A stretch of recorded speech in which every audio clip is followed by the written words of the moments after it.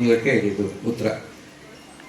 ಸಗಣಿಯು ಯಾವ ಬೆಳೆಗೆ, ಸಗಣಿ ಗೊಬ್ಬರವು ಯಾವ ಬೆಳೆಗೂ ಕೂಡ ಆಹಾರವಲ್ಲ, ಗೊಬ್ಬರವಲ್ಲ, ಅದು ಉಪಯೋಗಿಸ್ಕೊಳ್ಳೋದಿಲ್ಲ. ಹಾಗಾಗಿ ಈ ಸಗಣಿ ಗೊಬ್ಬರವನ್ನು ನಿಸರ್ಗದಲ್ಲಿ ಯಾವುದೇ ರೀತಿ ನಾವು ಉಪಯೋಗಿಸೋದಿಲ್ಲ. ಗೊಬ್ಬರವಾಗಿ ಸಗಣಿಯನ್ನು ಗೊಬ್ಬರವಾಗಿ ಉಪಯೋಗಿಸೋದಿಲ್ಲ. ಹಾಗಾಗಿ ಈ ಸಗಣಿ ಗೊಬ್ಬರವನ್ನು ಉಪಯೋಗಿಸಿ ಮಾಡುವಂಥ ಕೃಷಿ, ಗೋ ಆಧಾರಿತ ಕೃಷಿ ಕೂಡ ತಪ್ಪು. Organic farming is not existent in the nature.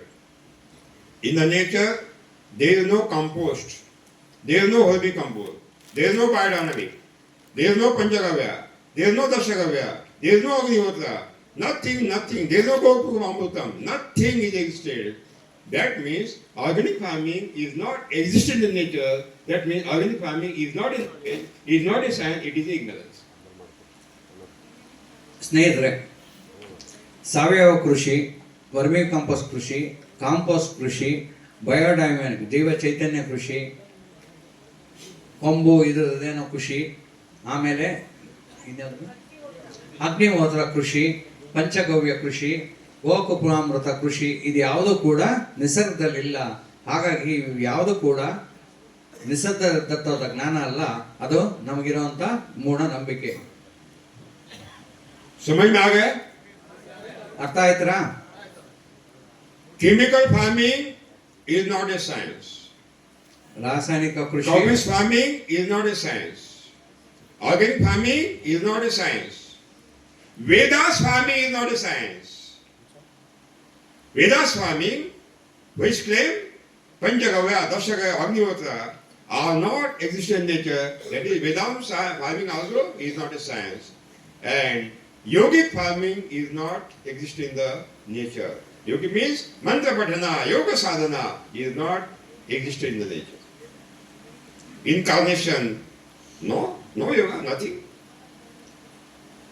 ಸ್ನೇಹಿತರೆ, ಹಾಗಾಗಿ ರಾಸಾಯನಿಕ ಕೃಷಿ ಇರ್ಬೋದು, ಸಾವಯವ ಕೃಷಿ ಇರ್ಬೋದು, ವೇದ ಕೃಷಿಗಳು, ವೇದ ಕೃಷಿ ಅಂದರೆ ಪಂಚಗವ್ಯ, ದಶಗವ್ಯ, ಅಗ್ನಿಹೋತ್ರ ಇವೇನು ಮಾಡ್ತೀರ ಅವೆಲ್ಲ ವೇದ ಕೃಷಿಗಳು.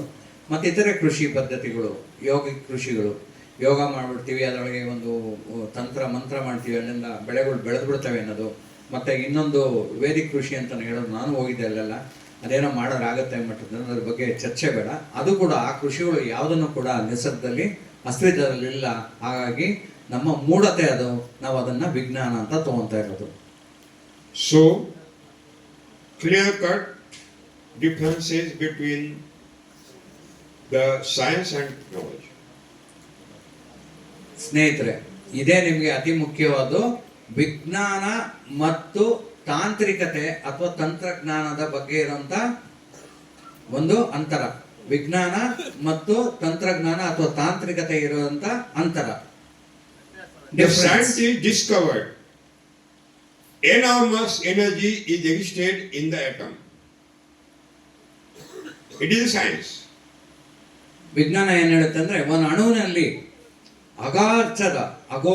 ಅಗಾಧವಾದ ಒಂದು ಶಕ್ತಿ ಇದೆ ಅಂತ ಅಂದ್ಬಿಟ್ಟು ಯಾವ್ದು ಹೇಳುತ್ತೆ?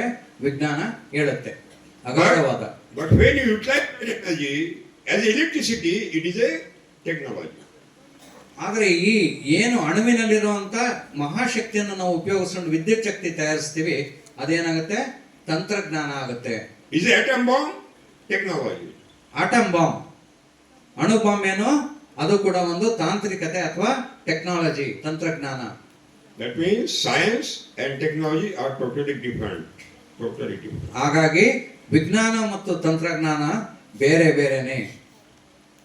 Satyu, ಸ್ನೇಹಿತರೆ,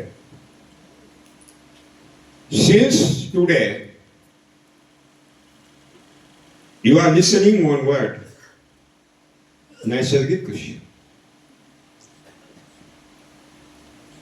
Yesterday on the dais, everybody was telling about Naisargik Krishi. Okay, it is right.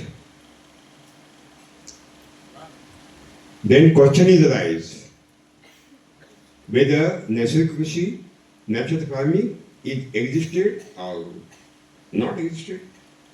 Whether it is a knowledge, science or not, we have to investigate. ಸ್ನೇಹಿತರೆ, ಇವತ್ತಿನಿಂದ ನಿನ್ನೆ ಬೆಳಗಿನ ಆದಿಯಿಂದ ನಾವೇನು ಕೇಳ್ತಾ ಇದೀವಿ? ಒಂದು ಪದ ನೈಸರ್ಗಿಕ ಕೃಷಿಯಿಂದ ನಿರಂತರವಾಗಿ ಕೇಳ್ತಾ ಬರ್ತಾ ಇದೀವಿ. ಚುಕ್ಕಿಯವರೇ ನಿನ್ನೆಯಿಂದ ಕೇಳಿದೀವಲ್ವಾ? ಹೌದು ಅಂತ ಅವರು ಮನ್ನಣೆ ಕೊಟ್ಟಿದ್ದಾರೆ. ಹಾಗಾಗಿ ಈ ನೈಸರ್ಗಿಕ ಕೃಷಿ ಅನ್ನೋದು ಸತ್ಯನೋ ಸುಳ್ಳನೋ ಅದು ನಿಸರ್ಗದತ್ತವಾದ ಕೃಷಿನೋ ಅಂತ ನೋಡೋಣ. Simple definition, which is existed in the nature, that is knowledge, science, which is not existed in nature, it is not a knowledge, science, it is ignorance. ಯಾವುದು ನಿಸರ್ಗದಲ್ಲಿ ಅಸ್ತಿತ್ವದಲ್ಲಿ ಇದೆಯೋ ಅದು ವಿಜ್ಞಾನ, ಯಾವುದು ನಿಸರ್ಗದಲ್ಲಿಲ್ವೋ ಅಸ್ತಿತ್ವದಲ್ಲಿಲ್ವೋ ಅದು ಅಜ್ಞಾನ ಅಥವಾ ಮೂಢನಂಬಿಕೆ. In Subhash Palekar Kushi, cultivation is taken place, but no cultivation in the nature, no cultivation. Subhash We can say Subhash Palekar Kushi, Naisargika Kushi, how? Subhash Palekar ಕೃಷಿಯಲ್ಲಿ ಉಳುಮೆ ಅನ್ನೋದು ಇದೆ, ಅಂದ್ರೆ ಕಲ್ಟಿವೇಶನ್ ಇದೆ, ಮಡಕೆ ಹೊಡೆಯೋದು ಇದೆ. ಇದಿದೆ ಅಂತ ಅಂದಾಗ ಪ್ರಕೃತಿಲಿ ಇದು ಯಾವುದೋ ಕ್ರಿಯೆ ಇಲ್ಲ. ಹಾಗಾದ್ರೆ ಪ್ರಕೃತಿಲಿ ಈ ಉಳುಮೆ ಅನ್ನೋ ಕ್ರಿಯೆ ಇಲ್ಲ ಅಂದಾಗ ನೀವು ಹೇಗೆ ಸುಭಾಷ್ ಪಾಳೇಕರ್ ಕೃಷಿನ ನೈಸರ್ಗಿಕ ಕೃಷಿ ಅಂತ ಹೇಳ್ತೀರಾ? In Subhash Palekar Kushi, or any other technologies, seed sowing is done, seedling transformation is done, seed sowing, seedling transplanting is done, but in the nature, there is no seed sowing, there is no transplanting. How we can say Subhash Palekar Kushi is natural? It does not exist. ಸ್ನೇಹಿತರೆ, ನಿಸರ್ಗದಲ್ಲಿ ಏನಿದೆ ಅಂದ್ರೆ, ಅಥವಾ ಸುಭಾಷ್ ಪಾಳೇಕರ್ ಕೃಷಿ ಆಗಲಿ ಅಥವಾ ಬೇರೆ ತಂತ್ರಜ್ಞಾನಗಳಲ್ಲಿ ಏನಿದೆ ಅಂದ್ರೆ ಬೀಜದ ಬಿತ್ತನೆ ಇದೆ. ಬೀಜನ ಬಿತ್ತನೆ ಮಾಡ್ತೀವಿ, ಅಥವಾ ಹಗಿಗಳು ಸಸಿಗಳನ್ನ ನಾವು ಏನ್ ಮಾಡ್ತೀವಿ, ಸಸಿ ಮಣ್ಣಿಂದ ಕಿತ್ತು ನಾಟಿ ಮಾಡ್ತೀವಿ. ಈ ಬೀಜ ಬಿತ್ತನೆ ಆಗಲಿ ಸಸಿ ನಾಟಿ ಮಾಡೋದನ್ನೇ ಆಗಲಿ ಪ್ರಕೃತಿಯಲ್ಲಿ ಇಲ್ಲ. ಪ್ರಕೃತಿಯಲ್ಲಿ ಇಲ್ಲದೇ ಇರುವಂತ ಕೆಲಸ ನಾವು ಸುಭಾಷ್ ಕೃಷಿಲಿ ಮಾಡ್ತೀವಿ ಅಂತ ಅಂದಾಗ ಅದು ಹೇಗೆ ನೈಸರ್ಗಿಕ ಕೃಷಿ ಆಗತ್ತೆ? In Subhash Palekar Kushi, hand weeding is done. In nature, there is no weeding. Subhash Palekar ಕೃಷಿಲಿ ಏನ್ ಮಾಡ್ತೀವಿ, ಕೈಯಲ್ಲಿ ಕಳೆಗಳನ್ನ ಕೀಳ್ತೀವಿ ಅಥವಾ ಕಳೆಗಳನ್ನ ನಾಶ ಮಾಡ್ತೀವಿ ಕೈಯಲ್ಲಿ. ಆದ್ರೆ ಪ್ರಕೃತಿಯಲ್ಲಿ ಕಳೆ ಕೀಳೋದಾಗ್ಲಿ ನಾಶ ಮಾಡೋದಾಗ್ಲಿ ಅಂತ ಒಂದು ವ್ಯವಸ್ಥೆ ಇಲ್ಲ. In Subhash Palekar Kushi, bullock even hoeing, having it done to control the weeds. In the nature, there is no hoeing and there is no having, no weed control.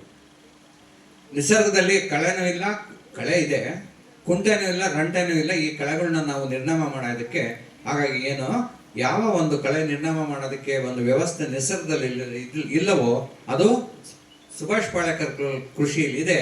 ಹಾಗಾಗಿ ಈ ಕೃಷಿನ ನೀವು ಹೇಗೆ ನೈಸರ್ಗಿಕ ಕೃಷಿ ಅಂತ ಹೇಳ್ತೀರಿ? In Subhash Palekar Kushi, irrigation is there.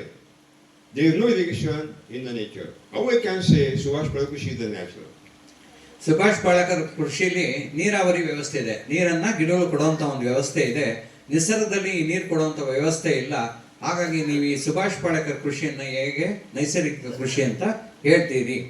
In Subhash Palekar Kushi, there is a spray of Jivamrutam. No spray of Jivamrutam in the nature. How we can say it is a natural? ಸ್ನೇಹಿತರೆ, ಜೀವಾಮೃತದ ಸಿಂಪಡಣೆ ಸುಭಾಷ್ ಪಾಳೇಕರ್ ಕೃಷಿಯಲ್ಲಿದೆ. ಆದರೆ ಈ ಜೀವಾಮೃತ ಸಿಂಪಡಣೆ ಅನ್ನೋದು ನಿಸರ್ಗದಲ್ಲಿಲ್ಲ.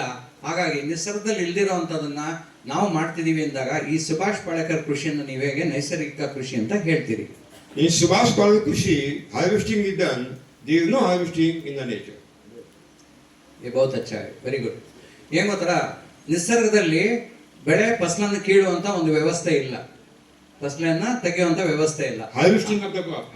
Harvesting of the crop ಅಂದ್ರೆ ಬೆಳೆಯನ್ನ ತಗೊಳ್ಳೋದು, ಆ ಒಂದು ಇದಿಲ್ಲ. ಆದ್ರೆ ನನ್ನ ಸುಭಾಷ್ ಪಾಳೇಕರ್ ಕೃಷಿಯಲ್ಲಿ ಬೆಳೆಯನ್ನೆಲ್ಲ ನಾವು ತಗೊಳ್ತೀವಿ, ಉಪಯೋಗಿಸ್ಕೊಂತೀವಿ. ಹಾಗಾಗಿ ನಿಸರ್ಗದಲ್ಲಿ ಇಲ್ದಿರುವಂತದ್ದು ನಾವು ಕಿತ್ಕೊಂಡು ಅದನ್ನ ಉಪಯೋಗಿಸ್ತೀವಿ ಅಂತಂದಾಗ ಅದು ನಿಸರ್ಗದಲ್ಲಿ ಇಲ್ದಿರುವಂತ ಒಂದು ವ್ಯವಸ್ಥೆ ಇದೆ ಅಂತಂದಾಗ ಅದನ್ನ ಹೇಗೆ ನೀವು ನೈಸರ್ಗಿಕ ಕೃಷಿ ಅಂತೀರಾ? In Subhash Palekar Kushi, processing is done. There is no processing in the nature. Processing, prakriya. ಏನಂದ್ರೆ ವ್ಯಾಲ್ಯೂ ಅಡಿಷನ್, ಕಳ್ಳರು ಬರೀ ದುಡ್ಡಲ್ಲೇ ಇರ್ತೀರಿ ನೀವು. ಏನೇ ಪ್ರೊಸೆಸಿಂಗ್ ಅಂದ್ರೆ Prakriya. ಹಾ, Prakriya. ಸುಭಾಷ್ ಪಾಳೇಕರ್ ಕೃಷಿಯಲ್ಲಿ ಸಂಸ್ಕರಣೆ ಮಾಡೋದಿದೆ. ಯಾವುದೇ ಒಂದು ವಸ್ತುನ, ಆಹಾರ ಪದಾರ್ಥವನ್ನು ನಾವು ಸಂಸ್ಕರಣೆ ಮಾಡೋದಿದೆ. ಆದ್ರೆ ನಿಸರ್ಗದಲ್ಲಿ ಸಂಸ್ಕರಣೆ ಅನ್ನೋದು ಪದ ಇಲ್ಲ. ಹಾಗಾಗಿ ಸುಭಾಷ್ ಪಾಳೇಕರ್ ಕೃಷಿಯನ್ನು ನೀವು ಹೇಗೆ ನೈಸರ್ಗಿಕ ಕೃಷಿ ಅಂತ ಹೇಳ್ತೀರಿ? In Subhash Parak Krushi, products are sold. Nature, there is no selling of the product. Yes.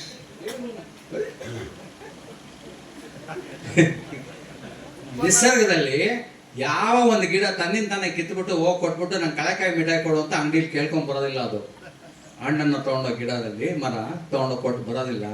ಆದರೆ ನಾವು ಸುಭಾಷ್ ಪಾಳೇಕರ್ ಕೃಷಿಲಿ ಹಣ್ಣನ್ನ ಫಸಲನ್ನ ಕಿತ್ಬಿಟ್ಟು ವ್ಯಾಪಾರ ಮಾಡ್ತೀವಿ. ಹಾಗಾಗಿ ನಿಸರ್ಗದಲ್ಲಿ ವ್ಯಾಪಾರ ಅನ್ನೋದಿಲ್ಲ, ನಾವು ವ್ಯಾಪಾರ ಮಾಡ್ತೀವಿ ಅಂದಾಗ ನೀವು ಹೇಗೆ ಇದನ್ನು ನಿಸರ್ಗ ಕೃಷಿ ಅಂತ ಅಂತೀರಿ. In Subhash Parak Krushi, there is a fencing to stop the attack of the wild animals. In the nature, there is no fencing. All wild animals are coming and they are eating. ನಿಸರ್ಗದಲ್ಲಿ ಕಾಡು ಪ್ರಾಣಿಗಳ ಮಧ್ಯ ಗಿಡಗಳು ಇರ್ತವೆ. ಆದರೆ ನಾವು ನಮ್ಮ ಜಮೀನುಗಳಲ್ಲಿ ತೋಟಗಳಲ್ಲಿ ಏನು ಮಾಡ್ತೀವಿ, ಕಾಡು ಪ್ರಾಣಿಗಳನ್ನ ನಿಯಂತ್ರಣ ಮಾಡೋಕ್ಕೆ ಬೇಲಿ ಹಾಕ್ತೀವಿ. ಹಾಗಾಗಿ ಆ ಬೇಲಿ ಅನ್ನೋ ಪದ ನಿಸರ್ಗದಲ್ಲಿ ಇಲ್ಲ ಅಂದಾಗ ನಾವಿಲ್ಲಿ ಉಪಯೋಗಿಸ್ತೀವಿ ಅಂತ ಅಂದಾಗ ಅದನ್ನೇನಂತೀರಿ, ಸುಭಾಷ್ ಪಾಳೇಕರ್ ಕೃಷಿ ಅಂತ ಅಂತೀರಿ. That means Subhash Parekar entire technology is not existed in nature. How we can say it is natural? How we can say it is natural? It is totally wrong. These people are misguiding the nation, and these people are misguiding the farmer. These are the papam. These are the papam, mahapapam. And yesterday on the dais, everybody was doing the papam. Promoting natural. ನೆನ್ನೆಯಿಂದ ಪಾಪಗಳು ಹುಟ್ಟುದು ಅಂದ್ರೆ ಅಷ್ಟೇ ಸಲ ಪಾಪಗಳು ಹುಟ್ಟಿದ್ದು. ನೀವು ನಿಸರ್ಗ ಸುಭಾಷ್ ಪಾಳೇಕರ್ ಕೃಷಿಯಿಂದ ನೈಸರ್ಗಿಕ ಕೃಷಿ ಅಂತ ಹೇಳಿ ಎಷ್ಟು ಪಾಪಗಳನ್ನ ಹುಟ್ಟಾಕ್ಬಿಟ್ರಿ ನೀವು. ಹಾಗಾಗಿ ವೇದಿಕೆ ಮೇಲೆ ಆದಿಯಾಗಿ ನೈಸರ್ಗಿಕ ಕೃಷಿ ಅನ್ನೋ ದೊಡ್ಡ ಪಾಪಗಳು ನಡೀತು. ಇದು ನೈಸರ್ಗಿಕ ಕೃಷಿ ಅಲ್ಲ, ಇದು ಸುಭಾಷ್ ಪಾಳೇಕರ್ ಕೃಷಿ. We can't establish our parallel system. Again, the God created system. Not at all. ನಾವು ನಿಸರ್ಗಕ್ಕೆ ಪರ್ಯಾಯವಾದ ಒಂದು ತಂತ್ರಜ್ಞಾನನ ವ್ಯವಸ್ಥೆ ಮಾಡಿದೀವಿ. ನಿಸರ್ಗ ದತ್ತವಾದ ಒಂದು ತಂತ್ರಜ್ಞಾನ ಅಲ್ಲ ಇದು. ಹಾಗಾಗಿ ಇದು ಸುಭಾಷ್ ಪಾಳೇಕರ್ ಕೃಷಿ. Satyo. That means we can copy the nature, but we can't create the nature. ಸ್ನೇಹಿತೆ, ಇದು ಅದ್ಭುತವಾದ್ದು. ಇದು ತುಂಬಾ ಮುಖ್ಯ. ನಿಮಗೆ ಇವೆಲ್ಲ ಒಂದೊಂದು ಪದ ಇವಾಗ ಆಚೆ ಬರ್ತಾ ಇದಾವೆ ಅಂದ್ರೆ ಹಂಗಿಂಗೆಲ್ಲ ಬರ್ತಾ ಇರೋದು. ನಾವು ಪ್ರಕೃತಿಯನ್ನು ಅನುಕರಣೆ ಮಾಡ್ಬೋದು, ನಾವು ಪ್ರಕೃತಿ ಆಗಕ್ಕಾಗಲ್ಲ. This very important. ಪ್ರಕೃತಿನ ಅನುಕರಣೆ ಮಾಡ್ಬೋದು, ನಾವು ಪ್ರಕೃತಿ ಆಗಕ್ಕಾಗಲ್ಲ. ದಯವಿಟ್ಟು ಇದನ್ನು ಮನಸ್ಸಲ್ಲಿ ಮಾಡ್ಕೊಳ್ಳಿ, ಮುಂದೆ ತುಂಬಾ ಉಪಯೋಗ ಬರುತ್ತೆ. The scientist has shown the bird is flying. He thought whether we can copy the bird, and he has done the copy. Aeroplane is the copy of the bird. That means you can copy the nature but not create the nature. ಸ್ನೇಹಿತರೆ, ಇದನ್ನು ನಿಮಗೆ ಸುಲಭವಾಗಿ ಅರ್ಥ ಆಗಬೇಕು ಅಂದರೆ, ಒಬ್ಬ ವಿಜ್ಞಾನಿ ಒಂದು ಪಕ್ಷಿ ಹಾರ್ತಿರೋದು ನೋಡ್ತಾನೆ. ಈ ಪಕ್ಷಿ ಹಾರ್ತಿರೋದು ನೋಡಕ್ಕೆ ಹೋಗ್ಬಿಟ್ಟು ಅವನು ಒಂದು ಪಕ್ಷಿನ ಸೃಷ್ಟಿ ಮಾಡಕ್ ಹೋಗಲ್ಲ. ಅವನು ಈ ಪಕ್ಷಿ ತರ ನಾವು ಹಾರಬಹುದಂತ ನೋಡಿ ಏನ್ ಮಾಡ್ತಾನೆ, ಈ ವಿಮಾನಗಳನ್ನ ಸೃಷ್ಟಿ ಮಾಡ್ತಾನ ಅವನು. ಹಾಗಾಗಿ ನಾವು ನೋಡಿ ಸೃಷ್ಟಿಯನ್ನ ಸೃಷ್ಟಿಸಕ್ಕಾಗೋದಿಲ್ಲ, ಸೃಷ್ಟಿನ ಅನುಕರಣೆ ಮಾಡಬಹುದು. ಏರೋಪ್ಲೇನ್ ನೀವು ತಯಾರಿಸಬಹುದು, ಆದ್ರೆ ನೀವು ಪಕ್ಷಿನ ತಯಾರಿಸಕ್ಕೆ ಆಗೋದಿಲ್ಲ. Natural farming is not existed in the entire world as a model. No, not at all. Show me, open challenge, show me single example. ಸ್ನೇಹಿತರೆ, ಪ್ರಕೃತಿಯಲ್ಲಿ ಇಡೀ ವಿಶ್ವದಲ್ಲಿ ನೈಸರ್ಗಿಕ ಕೃಷಿ ಅನ್ನೋ ಒಂದು ಮಾದರಿನೇ ಇಲ್ಲ. ಈ ಮಾದರಿ ಇದೆ ಅಂತ ನೀವು ದಯವಿಟ್ಟು ನನಗೆ ತೋರಿಸಿ, ಒಂದೇ ಒಂದು ಸಾಕು, ನನ್ನ ಕಣ್ತುಂಬ ನೋಡ್ಬಿಟ್ಟು ಖುಷಿ ಪಡ್ತೀನಿ. Satyu. Why we are doing the cultivation? There is a question. Why we are controlling the weeds? That is the question. Why we are giving the irrigation? That is the question. Why you are transplanting and seed sowing? That is the question. We are doing all these things for our stomach, to fulfill the stomach. Mahapapi pota. Pota means stomach. हमारे पेट को भरने के लिए ये महापाप हम कर रहे हैं. ಈ ಪಾಪಿ ಹೊಟ್ಟೆಪ ಅಂತೀವಲ್ಲ, ಈ ಪಾಪಿ ಹೊಟ್ಟೆಗೆಲ್ಲ ನಾವು ಏನು ಮಾಡ್ತೀವಿ, ಹೊಟ್ಟೆ ಪಾಡಗೋಸ್ಕರ ಏನು ಮಾಡ್ತೀವಿ ನಾವು ಕೃಷಿಕರು, ನಾವು ಭೂಮಿನ ಉಳುಮೆ ಮಾಡ್ತೀವಿ, Tell me now. ಬೀಜಗಳನ್ನ ಬಿತ್ತನೆ ಮಾಡ್ತೀವಿ, ಸಸಿಗಳನ್ನ ನಾಟಿ ಮಾಡ್ತೀವಿ, ಕಳೆಗಳನ್ನ ತೆಗಿತೀವಿ, ಬೆಳೆಗಳನ್ನ ತಗೊಂಡು ಮಾರ್ಬಿಟ್ಟು ನಾವು ಬದುಕಕ್ಕೆ ಹೋಗ್ತೀವಿ. ಕಾರಣ ಏನಕ್ಕೆ ಅಂದ್ರೆ ಈ ಪಾಪಿ ಹೊಟ್ಟೆಗೋಸ್ಕರ. Tell me now. Entire soil is covered by the weeds, dense weed. And where to sow the seeds of the wheat, or jawar, or paddy, or pulses. Without cultivation, it is not possible. It is correct? ಹೌದಾ It is ಇಲ್ವಾ? correct or not? ನಿಮ್ಗೆ ಕನ್ನಡನೂ ಬರಲ್ಲ, English ಬರಲ್ಲ, ಅವ್ರಿಗೆ ಎರಡಕ್ಕೂ ಮೂರ್ನಲ್ಲ ನೀವು. That means it is the adjustment for our stomach, not for the system of the world. ಸ್ನೇಹಿತರೆ, ನಮಗೆ ನಮ್ಮ ಭೂಮಿಯಲ್ಲಿ ಪೂರ್ಣವಾಗಿ ಕಳೆ ತುಂಬಿಕೊಂಡಿದೆ, ಕಳೆಗಳು ಬೆಳೆದು ದಟ್ಟವಾಗಿ ಬೆಳೆದಿದೆ. ಈ ಕಳೆಗಳ ಮಧ್ಯದಲ್ಲಿ ನಾವು ರಾಗಿ ಆಗಲಿ, ಗೋಧಿ ಆಗಲಿ, ಭತ್ತ ಆಗಲಿ, ಯಾವುದೇ ಒಂದು ಕಾಳನ್ನ ಬೀಜಗಳನ್ನ ನಾವು ಹಾಕಿ ನಾವು ಬೆಳೆಯಕ್ಕೆ ಬರೋದಿಲ್ಲ.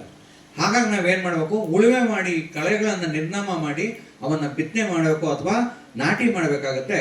ಈ ಒಂದು ಪ್ರಕ್ರಿಯೆ ಏನಿದೆ, ಇದನ್ನ ಯಾಕೆ ಮಾಡ್ತೀವಿ ಈ ನಿಸರ್ಗ ವಿರೋಧ ಕೆಲಸವನ್ನ ಅಂದ್ರೆ ಈ ಉದರ ನಿಮಿತ್ತಂ ವಿವಿಧ ವೇಷಂ ವಿವಿಧ ಕಾರ್ಯಂ. It is the adjustment. ಇದು ಒಂದು ಹೊಂದಾಣಿಕೆ. In the nature, ಪ್ರಕೃತಿಲಿರುವಂತ ಇದೊಂದು ಹೊಂದಾಣಿಕೆ. the pots are splitted after maturing. Pots are splitted. Fruits are splitted. And entire seeds are fallen down on the surface of the soil, scattered on the soil. ಈ ಕಾಳುಗಳು, ಆ ಕಾಯಿಗಳು ಪೂರ್ಣವಾಗಿ ಪಕ್ವವಾಗಿ ಹಣ್ಣಾದಾಗ ಅಂದ್ರೆ ಬಲಿತ ನಂತರ ಏನಾಗುತ್ತೆ ಅಂದ್ರೆ ಬಿಸಿಲಿಗೆ ಏನಾಗ್ತವೆ, ಅವು ಹೊಡಿತವೆ. ಹೊಡೆದಾಗ ಬೀಜಗಳು ಸಿಡಿತವೆ. ಅದೇ ರೀತಿ ಹಣ್ಣುಗಳು ಏನಾಗ್ತವೆ, ಪೂರ್ತಿ ಪಕ್ವವಾಗಿದಾದ ನಂತರ ಏನಾಗ್ತವೆ, ಹಣ್ಣುಗಳು ಹೊಡಿತವೆ, ಆ ಬೀಜಗಳು ಭೂಮಿ ಮೇಲೆ ಬೀಳ್ತವೆ. That means seed broadcasting is the natural because existed in the nature. ಇಲ್ಲಿ ಏನು ಅಂದ್ರೆ ನಾವು ಬೀಜವನ್ನ ಬೀಜ ಎರ್ಸ್ತೀವಲ್ಲ, ಎರ್ಚೋದು, ಬಿತ್ತನೆ ಹಿಂಗೆ ಹಾಕೊಂಡು ಹೋಗೋದು, ಬೀಜ ಎರ್ಚ್ಕೊಂಡು ಹೋಗ್ತೀವಲ್ಲ, ನಾವು ಏನು ಎರ್ಚ್ತೀವೋ ಅದನ್ನ ಬ್ರಾಡ್ಕಾಸ್ಟ್ ಅಂತ ಏನಂತೀವೋ, ಇದು ಪ್ರಕೃತಿಯಲ್ಲಿದೆ. ಹಣ್ಣು ಸಿಡಿದಾಗ ಏನಾಗುತ್ತೆ, ಅದು ಚದುರು ಬೀಳುತ್ತೆ. ಆ ಚದುರು ಎಸಿತೀವಲ್ಲ, ಅದು ಪ್ರಕೃತಿ ಕ್ರಿಯೆ. Seed is not wild. Seed is human made. Seed is not wild. Wild means it is not, it is a human made. ಇಲ್ಲಿ ಆ ಬೀಜಗಳನ್ನ ಉಪಯೋಗಿಸೋದು ಏನಂದ್ರೆ, ಇದು ನಿಸರ್ಗದತ್ತವಾಗಿ ಬಂದಿರುವಂತ ಬೀಜಗಳಲ್ಲ, ನಾವು ಉತ್ಪಾದನೆ ಮಾಡಿರುವಂತ ಬೀಜಗಳು. ಹಾಗಾಗಿ ಇದು ಮನುಷ್ಯ ನಿರ್ಮಿತ ಬೀಜಗಳನ್ನ ನಾವು ಉಪಯೋಗಿಸ್ತೀವಿ. But the weeds are wild, not human made. ಆದ್ರೆ ಈ ಕಳೆಗಳು ನಿಸರ್ಗದತ್ತವಾಗಿ ಬಂದಿರೋದು, ಇದು ಮನುಷ್ಯ ನಿರ್ಮಿತ ಅಲ್ಲ. ಕಳೆಗಳನ್ನ ಮನುಷ್ಯ ನಿರ್ಮಿತಿ ಅಲ್ಲ, ಆದ್ರೆ ಬೀಜಗಳನ್ನ ನಾವೇನು ಉಪಯೋಗಿಸ್ತೀವಿ ಅದು ಮನುಷ್ಯ ನಿರ್ಮಿತಿ. When you broadcast the seed on the surface of the soil, immediately it is not germinate. It takes some time. But the weeds, seed of the weeds is growing fast. They suppress the crop, you will not get any production. ಇದು ತುಂಬಾ ಮುಖ್ಯ ತಿಳ್ಕೊಳ್ಳಿ. ಯಾವಾಗ ನಾವು ಈ ಬೀಜನ ಭೂಮಿ ಮೇಲೆ ಎರ್ಸ್ತೀವಿ, ಕಳೆ ಇದೆ, ದಟ್ಟವಾದ ಕಳೆ ಇದೆ, ಆ ಕಳೆ ಮೇಲೆ ನಾವೇನ್ ಮಾಡ್ತಾ ಇದೀವಿ, ಭೂಮಿ ಮೇಲೆ ಈ ಬೀಜವನ್ನ ಬಿತ್ತನೆ ಅಥವಾ ಎರ್ಚ್ತಾ ಇದೀವಿ. ಏನಾಗುತ್ತೆ ಅಂದ್ರೆ ಆ ಬೀಜಗಳು ಹುಟ್ಟಿ ಬರೋದಕ್ಕೆ ಒಂದಷ್ಟು ಸಮಯ ತಗೊಳುತ್ತೆ. ಆದ್ರೆ ಈ ಕಳೆಗಳು ಆಗಲ್ಲ, ತುರಂತ ಅದು ಹುಟ್ಟು ಬರ್ತವೆ. ಏನ್ ಮಾಡಿ ಹುಟ್ಟು ಬಂದ್ಬಿಟ್ಟು ಅವು ಈ ಹುಟ್ಟುತ್ತಿರೋಂಥ ಸಸಿಗಳು, ನಾವು ಹಾಕಿದ ಬೀಜಗಳ ಸಣ್ಣ ಸಸಿಗಳು ಏನು ಹುಟ್ಟುತ್ತಾ ಇದಾವೆ ಅದನ್ನ ದಬಾಯಿಸಿ ಅದನ್ನ ಮುಚ್ಚಿಡ್ತವೆ. But when you sow the seed in the lines, you can cultivate the soil immediately and weeds can be controlled, otherwise no. So we have disestablishment to sow the seed, to transplant. ಸ್ನೇಹಿತರೆ, ಕಳೆ ಮಧ್ಯೆ ಆಗ್ತಾಗ ಆ ತರ ಸಮಸ್ಯೆ ಆಗುತ್ತೆ. ಆದ್ರೆ ನಾವು ಉಳುಮೆ ಮಾಡಿ ಮತ್ತೆ ಸಾಲಿನಲ್ಲಿ ನಾವು ಏನಾದ್ರು ಬಿತ್ತನೆ ಮಾಡಿದ್ವಿ ಅಂದಾಗ, ಆ ಬಿತ್ತನೆ ಆದಾಗ ನಮ್ಮ ಮುಖ್ಯ ಬೆಳೆಯ ಫಸಲುಗಳು ಹುಟ್ಟು ಬರ್ತವೆ. ಆಗ ಹುಟ್ಟು ಬಂದ ಕಳೆ ಕೂಡ ಅದ್ರ ಜೊತೆ ಹುಟ್ಟು ಅಂದ್ರೆ ಅದನ್ನ ನಾವೇನ್ ಮಾಡ್ಬೋದು, ಕಳೆ ನಿಯಂತ್ರಣ ಮಾಡಬಹುದು ಅಥವಾ ಕಳೆಯನ್ನ ತೆಗಿಬಹುದು, ಕಳೆಯನ್ನ ಅರಗೋದು ಅಂತೀವಿ. ಕಳೆ ಅರಗಬಹುದು. To fulfill the stomach, we want wheat. Wheat cannot be grown in the light soil, on the rain. If you try to sow the seeds of the wheat in the light soil, there is no moisture in the soil, it will not germinate. For that purpose, if you want to take the wheat crop in the light soil, stony soil, irrigation is required. ನೀವು ಭತ್ತ ಗೋಧಿಯನ್ನು ನೀವು ಬೆಳೆ ಬೆಳಿಬೇಕು ಅಂತ ಅಂದಾಗ ನೀವು ಒಣಗಿದ ಭೂಮಿ ಮೇಲೆ ಆ ಬೀಜಗಳನ್ನ ಎಸ್ತ್ರೆ ಅಂದ್ರೆ ಏನಾಗುತ್ತೆ, ಅದು ಹುಟ್ಟುವಳಿ ಆಗೋದಿಲ್ಲ. ಇದು ಹುಟ್ಟುವಳಿ ಆಗಬೇಕು ಅಂತಂದಾಗ ನೀವೇನ್ ಮಾಡಬೇಕು, ಅದಕ್ಕೆ ನೀರನ್ನ ಕೊಡಬೇಕಾಗತ್ತೆ. So it is an adjustment to fulfill our stomach. ಇದು ಒಂದು ಅಡ್ಜಸ್ಟ್ಮೆಂಟ್, ಕೊಡು ತಗೋ. ಯಾವುದಕ್ಕೆ? ಈ ಪಾಪಿ ಹೊಟ್ಟೆಗೋಸ್ಕರ. Because there is a competition in between human and the birds, in between human and monkeys. Where any fruit in the dense forest or your orchard, it become matured. Immediately the birds are coming, they are eating. You will not get any fruit. The monkeys are coming, they are eating the fruit. You are not getting the fruit. For that purpose, furthermore, we have discovered this agriculture, we have discovered the line sowing, we have discovered transplanting, and we have discovered the weed control by harrowing, by hoeing and weeding, and we have discovered the irrigation water. That is for only stomach, not for our as a anti-God. It is not anti-God, but it is for our adjustment, for stock. ಸ್ನೇಹಿತರೆ, ರೈತನ ಜಗಳ ನಿರಂತರವಾಗಿ ಪ್ರಕೃತಿ ಮತ್ತೆ ಬೆಳೆಗಳ ಮಧ್ಯೆ ನಡೀತಾನೆ ಇರುತ್ತೆ, ಫಸಲು ಮಧ್ಯೆ.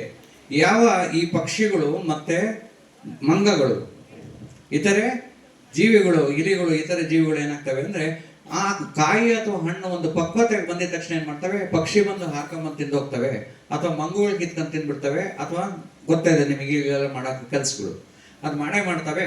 ಅದೇ ರೀತಿ ನಮ್ಮ ಬೇರೆ ಬೇರೆ ಬೆಳೆಗಳಿಗೆ ಬೇರೆ ಬೇರೆ ದಾಳಿಗಳಾಗಿ ಏನಾಗುತ್ತೆ, ಸಾಕಷ್ಟು ನಮಗೆ ನಷ್ಟ ಆಗುತ್ತೆ. ಅದನ್ನ ಉಳಿಸ್ಕೊಳ್ಳೋದಕ್ಕೋಸ್ಕರ ನಾವೇನ್ ಮಾಡ್ತೀವಿ, ಉಳುಮೆ ಮಾಡ್ತೀವಿ, ಸಾಲಿನಲ್ಲಿ ಬಿತ್ತನೆ ಮಾಡ್ತೀವಿ, ಸಾಲಿನಲ್ಲಿ ಸಸಿ ನಾಟಿ ಮಾಡೋದು ಮಾಡ್ತೀವಿ. ಈ ರೀತಿ ಎಲ್ಲ ಮಾಡಿ ನಮ್ಮನ್ನ ನಾವು ಈ ದಾಳಿಗಳಿಂದ ರಕ್ಷಿಸ್ಕೊಳ್ಳೋದು ಮಾಡ್ತೀವಿ. ಇದನ್ನೆಲ್ಲ ಮಾಡೋದ ಕಾರಣ ಏನಕ್ಕೆ ಅಂದ್ರೆ, ನಮಗ್ ಫಸಲು ಬರಲಿ ಅಂತ. It is not a anti-God. ಇದು ಸೃಷ್ಟಿಯ ವಿರೋಧವಲ್ಲ, It is only adjustment. ಇದು ತಿರ್ಗಾ ಅಡ್ಜಸ್ಟ್ಮೆಂಟ್ ಅಂತ ಗೊತ್ತೇನು? ಹಾ, ಇದು ನಿಸರ್ಗ ಜೊತೆ ಒಂದು ಹೊಂದಾಣಿಕೆ ಅಷ್ಟೇ. Because when you sow the seed, we are not interfering the system of the God. ನಾವು ಯಾವಾಗ ಬಿತ್ತನೆ ಮಾಡ್ತೀವೋ ಅವಾಗ ನಾವು ದೇವರ ಸೃಷ್ಟಿಯ ವಿರೋಧವಾಗಿ ಹೋಗ್ತಿಲ್ಲ. When you give the irrigation water, you are not interfering the system of the God. ಪ್ರಕೃತಿಯಲ್ಲಿ ನೀರನ್ನ ಕೊಡುವಂತ ವ್ಯವಸ್ಥೆ ಇಲ್ದಿದ್ರು ಕೂಡ ನಾವು ನೀರನ್ನ ಗಿಡಗಳು ಬೆಳೆಯೋದಕ್ಕೋಸ್ಕರ ಕೊಡ್ತೀವಿ ಅಂತಂದ್ರೆ ನಾವು ಪ್ರಕೃತಿಯ ವಿರೋಧವಾಗಿ ಹೋಗ್ತಿಲ್ಲ. This is the adjustment only to fulfill the stomach. ಇದೇನಿದು ತಿರ್ಗಾ ಬಂತು. ಹಾ, ಇದು ಪ್ರಕೃತಿ ಮತ್ತು ಇದು ನಮ್ಮಗಳ ಮಧ್ಯೆ ಇರುವಂತ ಹೊಂದಾಣಿಕೆ. और पेट भरने के लिए कुछ भी कर सकते हैं, पेट भरने के लिए कुछ भी कर सकते हैं, कुछ भी कर सकते हैं. ನಾನಂತೂ ಮಾಡಲ್ಲಪ್ಪ. ಹಾಗಾಗಿ ನಾವು ಹೊಟ್ಟೆ ತುಂಬ್ಕೊಳ್ಳಕ್ಕೆ ಏನ್ ಬೇಕಾದ್ರೂ ಮಾಡ್ತೀನಿ. समझ में आ गया? ಅರ್ಥ ಆಯ್ತಾ? So Subhash Parekar is not a natural farming. चूंकि say your leaders of Karnataka Sangha don't say naisalgika. Don't say naisalgika. ಹಾಗಾಗಿ ಸುಭಾಷ್ ಪಾಳೇಕರ್ ಒಬ್ಬ ನೈಸರ್ಗಿಕ ಕೃಷಿಕ ಅಲ್ಲ, ಅವರು ಸುಭಾಷ್ ಪಾಳೇಕರ್ ಕೃಷಿಕರು. ಹಾಗಾಗಿ ಚುಕ್ಕಿ ಅವರೇ, ನಿಮ್ಮ ರೈತ ಸಂಘ ಕೇಳಿ, ಇದು ನೈಸರ್ಗಿಕ ಕೃಷಿ ಅಲ್ಲ, ಇದು ಸುಭಾಷ್ ಪಾಳೇಕರ್ ಕೃಷಿ ಅಂತ ಹೇಳಿ. What is the truth? What is the truth? ಸತ್ಯ ಏನು ಹಾಗಾದ್ರೆ? There is a correct question. ಇದು What is the non-violence? There is a great question. ಇದು ಒಂದು ಗಂಭೀರವಾದ ಪ್ರಶ್ನೆ. सत्य क्या है? ಸತ್ಯ ಅಂದ್ರೇನು? ಅಹಿಂಸೆ ಅಂದ್ರೇನು? Maharaja Yudhishthira, Dharmaraja, has organized 3-day international workshop in Hastinapura. Subject was, what is the truth? ಮಹಾರಾಜ ಯುಧಿಷ್ಠಿರ ಏನ್ ಮಾಡ್ತಾನೆ ಅಂದ್ರೆ, ಈ ಸತ್ಯ ಅಂತ ಕಂಡುಹಿಡಿಯೋದಕ್ಕೆ ಏನ್ ಮಾಡ್ತಾನೆ, ಅಂತಾರಾಷ್ಟ್ರೀಯ ಕಾರ್ಯಾಗಾರ ತನ್ನ ಹಸ್ತಿನಾಪುರದಲ್ಲಿ ಅರಮನೆಯಲ್ಲಿ ಆಯೋಜನೆ ಮಾಡ್ತಾನೆ. entire Rishi, Munis and intellectuals will participate in that workshop. ಪೂರ್ಣ ಋಷಿಮುನಿಗಳು, ವಿದ್ಯಾವಂತರು, ಬುದ್ಧಿವಂತರು ಎಲ್ಲ ಆ ಒಂದು ಕಾರ್ಯಾಗಾರದಲ್ಲಿ ಪಾಲ್ಗೊಳ್ತಾರೆ.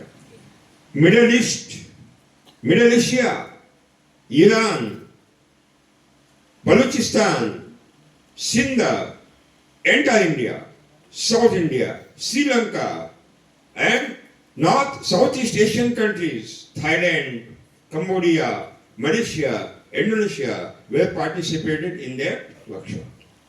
ಈ ಒಂದು ಕಾರ್ಯಾಗಾರದಲ್ಲಿ ಪೂರ್ಣ ಏಷ್ಯಾ ಖಂಡದಿಂದ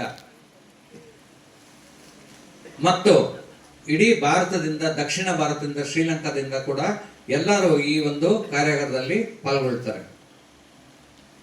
Ultimately, 3-day continuous discussion, continuous debate. What is the truth? What is the truth? What is the dharma? What is the dharma? What is the religion? ನಿರಂತರವಾಗಿ ಕಣ್ಣು ಮುಚ್ಚಿದನೆ ಕೂಡ ನಿರಂತರವಾಗಿ ಪಾಳಿಗಳ ಮೇಲೆ ಏನ್ ಮಾಡಿದ್ರು, ಒಂದು ಈ ಚರ್ಚೆ ನಿರಂತರವಾಗಿ ನಡೀತಾ ಇತ್ತು. ಏನಪ್ಪಾ ಚರ್ಚೆ ಅಂದ್ರೆ ಸತ್ಯ ಅಂದ್ರೇನು, ಸತ್ಯ ಅಂದ್ರೇನು, ಸತ್ಯ ಅಂದ್ರೇನು ಅಂತ ನಿರಂತರವಾದ ಚರ್ಚೆ ನಡೀತಾ ಇತ್ತು. In the ending ceremony, Maharaja Yudhishthira said, I am listening you since 3 days. You are debating continuously, but nobody is giving the real definition of the dharma and truth. ಕೊನೆಗೆ ಸಮಾರೋಪ ಸಮಾರೋಹ ಸಮಯಕ್ಕೆ ಏನಂತಂದ್ರೆ ಯುಧಿಷ್ಠಿರ, ನಾನು 3 ದಿವಸದಿಂದ ನಿಮ್ಮಗಳು ಮಾತಾಡ್ತಿರೋದು, ಚರ್ಚೆ ಮಾಡ್ತಿರೋದು, ನೀವು ಕೊಡ್ತಿರೋಂಥ ಮಾಹಿತಿಗಳು ಕೇಳ್ತಾನೆ ಇದ್ದೀರಿ, ಆದ್ರೆ ನೀವು ಯಾರನ್ನೂ ಕೂಡ ಸತ್ಯ ಅಂದ್ರೆ ಏನು ಅಂತ ಅದ್ರ ಬಗ್ಗೆ ಒಂದು ವ್ಯಾಖ್ಯಾನ ಮಾಡಲಿಲ್ಲ. And at last, Yudhishthira Dharmaraja has given that is ending message. Truth is the dharma. Satya hi dharma hai. It is correct, Swamiji? ಕೊನೆಗೆ ಇವನೇ ಒಂದು ಉತ್ತರ ಕೊಟ್ಬಿಟ್ಟ. ಎಲ್ಲರೂ ಧನ್ಯವಾದ ಹೇಳುವಂತ ಸಮಯದಲ್ಲಿ ವಂದನಾರ್ಪಣೆ ಏನು ಹೇಳಿದ, ಆ ಒಂದು ಸತ್ಯವನ್ನ ಹೇಳ್ದ. ಏನಂತ ಹೇಳದಂದ್ರೆ ಸತ್ಯ ಅಂದ್ರೆ ಧರ್ಮ, ಸತ್ಯ ಅಂದ್ರೆ ಧರ್ಮ, ಟ್ರೂತ್ ಇಸ್ ಧರ್ಮ ಅಂತ ಹೇಳ್ದ. ಹೌದಲ್ವಾ ಬುದ್ಧಿಗಳೇ?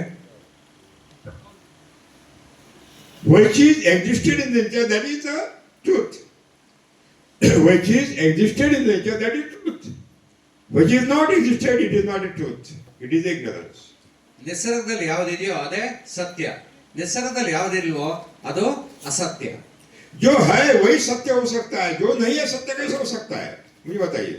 ಯಾವುದು ಅಸ್ತಿತ್ವದಲ್ಲಿದೆಯೋ ಅದೇ ಸತ್ಯ, ಯಾವುದು ಅಸ್ತಿತ್ವದಲ್ಲಿ ಇಲ್ಲವೋ ಅದು ಅಸತ್ಯ. ಹಂಗಂದ್ರೆ ಈ ಸತ್ಯ ಅಸತ್ಯದ ಬಗ್ಗೆ ನೀವು ಯಾವ ರೀತಿ ಹೇಳ್ತೀರಾ? That means which is existed in the nature, that is the knowledge, that is the science, that is the truth, that is the dharma. Which is not existed in nature, that is not a knowledge, that is not a truth, that is not a science, that is not a dharma. It is a adharma, ajnana, ignorance. ಸ್ನೇಹಿತರೆ, ಯಾವುದು ನಿಸರ್ಗದಲ್ಲಿ ಅಸ್ತಿತ್ವದಲ್ಲಿಲ್ವೋ ಅದು ಅಧರ್ಮ, ಅಜ್ಞಾನ ಮತ್ತು ಅಸತ್ಯ.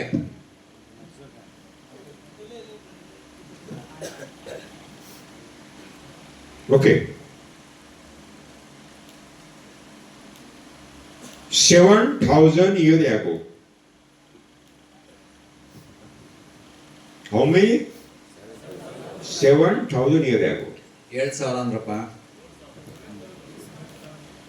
There was one Jnana Yajna. Jnana Yajna. Jnana Yajna. 7,000 ವರ್ಷದಿಂದ sleeping 7,000 ವರ್ಷದ ಹಿಂದೆ ಒಂದು ಬೃಹತ್ ಆದ ಜ್ಞಾನ ಯಜ್ಞ ನಡೆಯಿತು. In the Valmiki Rishi Ashrama. Valmiki ಋಷಿ ಅವರ ಆಶ್ರಮದಲ್ಲಿ ಈ ಒಂದು ಜ್ಞಾನ ಯಜ್ಞ ಆಚರಿಸಲಾಯಿತು. 7,000 years ago. 7,000 ವರ್ಷಗಳ ಹಿಂದೆ. Lot of discussion has been done. Subject was what is non-violence, what is violence. ಆ ಯಜ್ಞ ಮಾಡುವಂತ ಸಮಯದಲ್ಲಿ ಕೂಡ ಸಾಕಷ್ಟು ಚರ್ಚೆಗಳು ಆಯಿತು. ಏನಪ್ಪಾ ಅದು ವೈಲೆನ್ಸ್ ಏನು ಹಿಂಸೆ ಮತ್ತು ಅಹಿಂಸೆಗಳ ಮಧ್ಯೆ ಇರುವಂತ ವ್ಯತ್ಯಾಸವನ್ನು ವ್ಯಾಖ್ಯಾನ ಮಾಡೋದಕ್ಕೆ ಚರ್ಚೆ ನಿರಂತರವಾಗಿ ನಡೀತು. ಎಲ್ಲ ಎದ್ದಿದ್ದೇನೆ ಅಂತ ಗೊತ್ತಾಯ್ತು. Nobody has given clear-cut idea about the violence and non-violence. ಯಾರನ್ನು ಈ ಹಿಂಸೆ ಮತ್ತು ಅಹಿಂಸೆ ಬಗ್ಗೆ ಒಂದು ವ್ಯಾಖ್ಯಾನ ಅಥವಾ ಅರ್ಥ ಕೊಡಲಿಲ್ಲ. God has created the nature first and then created the vegetarian animals. ದೇವರು ಸೃಷ್ಟಿಕರ್ತ ಮೊದಲು ನಿಸರ್ಗವನ್ನು ಸೃಷ್ಟಿ ಮಾಡಿದ, ತದನಂತರ ಅದರೊಳಗೆ ಬದುಕಬಹುದಂತ ಪ್ರಾಣಿ ಪಕ್ಷಿ ಪಶುಗಳನ್ನ ನಿರ್ಮಾಣ ಮಾಡಿದ. So God has created a beautiful nature.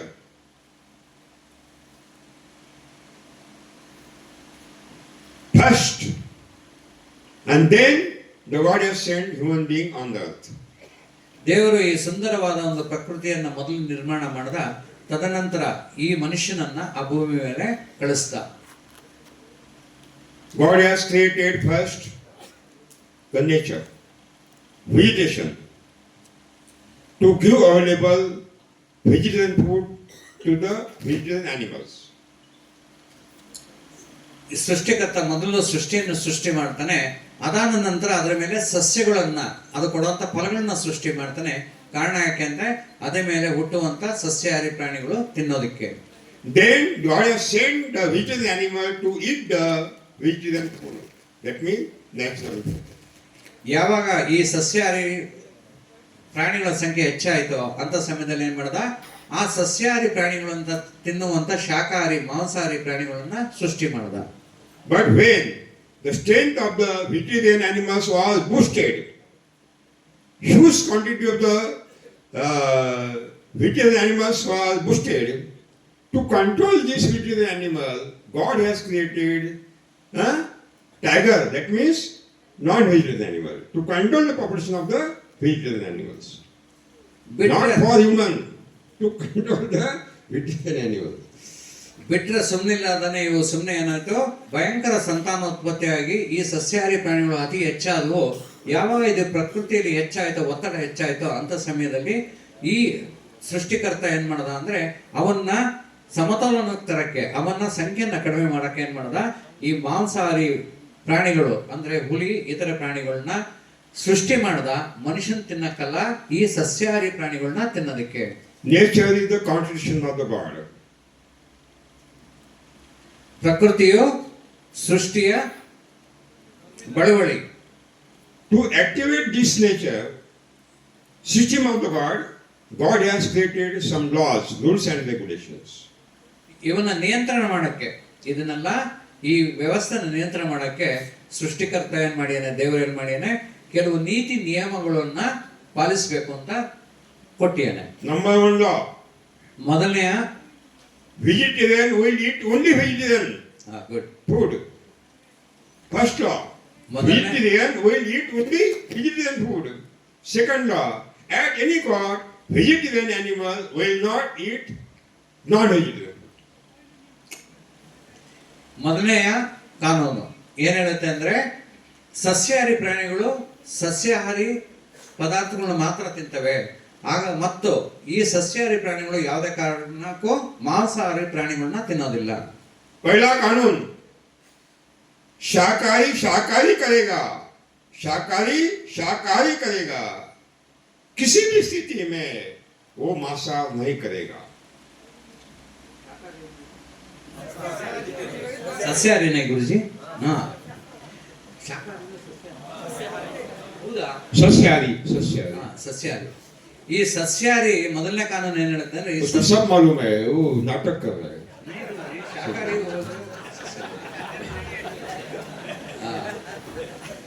ಸಸ್ಯಾಹಾರಿ ಪ್ರಾಣಿ ಯಾವತ್ತಿದ್ರು ಸಸ್ಯಾಹಾರಿ ಪ್ರಾಣಿಯನ್ನ ತಿನ್ನುತ್ತೆ, ಅದು ಸಸ್ಯಾಹಾರವನ್ನ ತಿನ್ನುತ್ತೆ. ಯಾವುದೇ ಕಾರಣಕ್ಕೂ ಅದು ಬಿಟ್ಬಿಟ್ಟು ಮಾಂಸವನ್ನ ತಿನ್ನೋದಿಲ್ಲ. शाकाहारी शाकाहारी करेगा. सेकंड शाकाहारी कभी भी मांसाहार नहीं करेगा. ಶಾಕಾಹಾರಿ ಯಾವತ್ತು ಶಾಕಾಹಾರವನ್ನೇ ಮಾಡುತ್ತದೆ, ಯಾವತ್ತು ಈ ಶಾಕಾಹಾರಿ ಮಾಂಸಾಹಾರವನ್ನು ಮಾಡುವುದಿಲ್ಲ. Local cow vegetarian, horse vegetarian, elephant vegetarian, bullocks vegetarian. And all other vegetarian animals are vegetarian. ಹಸು ಸಸ್ಯಾಹಾರಿ, ಕುರಿ ಸಸ್ಯಾಹಾರಿ, ಮೇಕೆ ಸಸ್ಯಾಹಾರಿ, ಕತ್ತೆ ಸಸ್ಯಾಹಾರಿ, ಎಮ್ಮೆ ಸಸ್ಯಾಹಾರಿ, ಎತ್ತು ಸಸ್ಯಾಹಾರಿ, ಇವೆಲ್ಲ ಸಸ್ಯಾಹಾರಿಗಳು ಪ್ರಾಣಿಗಳು. ಮತ್ತೆ ಇತರೆ ಸಸ್ಯಾಹಾರಿ ಪ್ರಾಣಿಗಳು ಕೂಡ ಸಸ್ಯಾಹಾರಿ ಪ್ರಾಣಿಗಳು. You don't give the fodder to eat the local cow or bullock or elephant. Don't give the grass. You keep the heap of the mass meat. The local cow, elephant will not touch the meat. They will choose the diet with the hookah stomach, empty stomach, but will not touch the meat. 100% following the rules and regulations of the God. ಸ್ನೇಹಿತರೆ, ಈ ಶಾಕಾಹಾರಿ ಪ್ರಾಣಿಗಳಾದಂಥ ಹಸು, ಆನೆ ಮತ್ತು ಇತರೆ ಪ್ರಾಣಿಗಳು ಏನು ಮಾಡ್ತವೆ, ಅವನ್ನ ಯಾವುದಕ್ಕೆ ನೀವು ಹುಲ್ಲು ತಿನ್ನಿಸ್ತಿರ್ತೀರಿ, ಯಾವುದಕ್ಕೆ ಹುಲ್ಲನ್ನು ಮೇಯಿಸ್ತಾ ಇರ್ತೀವಿ, ಅಂಥ ಪ್ರಾಣಿಗಳ ಮುಂದೆ ನೀವು ದೊಡ್ಡ ಗಾತ್ರದಲ್ಲೇನೆ, ದೊಡ್ಡ ಪ್ರಮಾಣದಲ್ಲೇನೆ ನೀವು ಮಾಂಸದ ಗುಡ್ಡೆಯನ್ನು ಇಟ್ಟರು ಕೂಡ ಅವು ತಮ್ಮ ಪ್ರಾಣವನ್ನು ತ್ಯಜಿಸ್ತವೆ. ಯಾವುದೇ ಕಾರಣಕ್ಕೂ ಅದು ಈ ಮಾಂಸವನ್ನ ಮುಟ್ಟುವುದಿಲ್ಲ ಕೂಡ. ಮಾಂಸ ಮುಟ್ಟದನೆ ಕೂಡ ಹಸುವಿನಿಂದ ತನ್ನ ಪ್ರಾಣವನ್ನು ತ್ಯಜಿಸ್ತವೆ ಹೊರತು ಮಾಂಸವನ್ನು ತಿನ್ನುವುದಿಲ್ಲ. 100% following the rules and regulations of the world. ಇದು ಸೃಷ್ಟಿಕರ್ತನ ನಿಯಮವನ್ನು, ಮೊದಲನೇ ನಿಯಮವನ್ನು ಅತಿ ಚಾಚು ತಪ್ಪನೆ ಪಾಲಿಸುವಂತ ಒಂದು ವ್ಯವಸ್ಥೆ. Fundamental science proved. Fundamental science proved, already proved. Human is 100% vegetarian. ವಿಜ್ಞಾನ ಹೇಳುತ್ತೆ ಮನುಷ್ಯ 100ಕ್ಕೆ 100 ಅವನು ಶಾಕಾಹಾರಿ ಅಂತ. But in the drought food area, when the vegan food was not available, but cows were available, animals were available, then they started to eat the animal. In the classes, not as a rules of the God. ಆದ್ರೆ ಮನುಷ್ಯ ಏನ್ ಮಾಡದ ಅಂದ್ರೆ ಅಕಾಲದಲ್ಲಿ ತುಂಬಾ ದುರ್ಗತಿ ಬಂದಂತ ಸಮಯದಲ್ಲಿ ಯಾವಾಗ ಸಸ್ಯವೇ ಇಲ್ದಂಗಾಯ್ತೋ ಅಂತ ಸಮಯದಲ್ಲಿ, ಸಸ್ಯಾಹಾರ ಸಿಗ್ದಂಗಾಯ್ತೋ ಅಂತ ಸಮಯದಲ್ಲಿ ಏನ್ ಮಾಡೋದು, ಈ ಸಸ್ಯಾಹಾರಿ ಪ್ರಾಣಿಗಳನ್ನ ಭಕ್ಷಣೆ ಮಾಡಿದ್ರು. ಅಕಾಲದಲ್ಲಿ ಮಾತ್ರ ಕೂಡ ಅವರು ಅದನ್ನ ನಿಯಮವಾಗಿ ಆ ಕಾಲದಲ್ಲಿ ಮಾಡ್ಕೊಂಡಿರಲಿಲ್ಲ. Yesterday Swamiji has given the example that in England the cows were fed by meat and they suffer by mad cow. It is unnatural. So at any cost,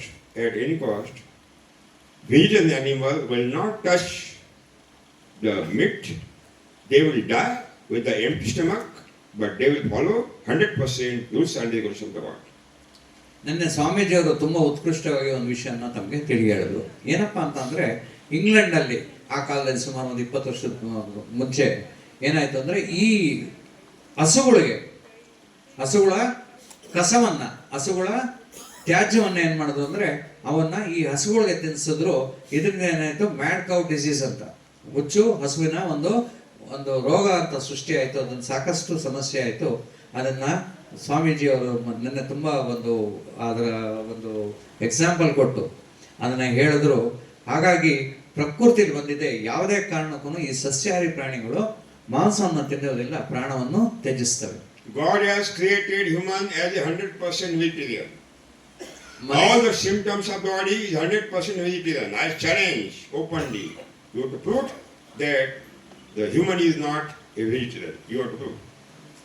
ನಾನು ನಿಮಗೆ ಘಂಟಾಘೋಷವಾಗಿ ಹೇಳ್ತೀನಿ, ಮನುಷ್ಯನ ಪೂರ್ತಿ ಆಕೃತಿ, ಆಕಾರ ಮತ್ತು ಅವನ ನಿರ್ಮಿತಿ ಪೂರ್ಣವಾಗಿ ಶಾಕಾಹಾರಿ ಇದೆ. ಅವನು ಯಾವ ಕಾರಣಕ್ಕೂ ಅವನಿಗೆ ಯಾವುದೇ ಒಂದು ಲಕ್ಷಣಗಳು ಕೂಡ ಮಾಂಸಾಹಾರಿ ಇದಿಲ್ಲ. ನೀವು ಆ ರೀತಿ ಇರದೆ ಅಂತ ಹೇಳಬೇಕು ಅಂದ್ರೆ ನೀವು ನನಗೆ ಅದನ್ನ ತೋರಿಸಿ ಹೇಳಬೇಕಾಗತ್ತೆ. But not following 100% the rules and regulations of the God. He is meeting the meat, non-vegetarian. Again the God. How they can say that they are spiritual? How they can say? ಸ್ನೇಹಿತರೆ, ಸೃಷ್ಟಿಯ ಮೊದಲನೇ ಕಾನೂನನ್ನೇ ಈ ಮನುಷ್ಯ ಒಡೆದಾಕಿದ್ದಾನೆ. ಇದು ಸೃಷ್ಟಿಯ ವಿರುದ್ಧನೇ ಹೋಗ್ತಾ ಇದ್ದಾನೆ. ಅವನು ಯಾವಾಗ ಅವನು ಸಸ್ಯಾಹಾರಿನೇ ಇದ್ದಾನೋ ಅದನ್ನ ಬಿಟ್ಟು ಅವನು ಮಾಂಸಾಹಾರವನ್ನು ತಿಂತಾ ಇದ್ದಾನೆ. ಹಾಗಾಗಿ ಅವನ ಮೊದಲನೆಯ ಕಾನೂನನ್ನೇ ಒಡೆದಾಕ್ತಾ ಇದ್ದಾನೆ. ಯಾವ ರೀತಿ ನೀವು ಇದನ್ನ ಪ್ರತಿಪಾದಿಸ್ಕೋತೀರಾ? Third law created by God. Non-vegetarian animal will eat only vegetarian animal. Third law, non-vegetarian animal will eat only vegetarian animal. At any cost, one non-vegetarian animal will not eat another non-vegetarian animal. The fourth law.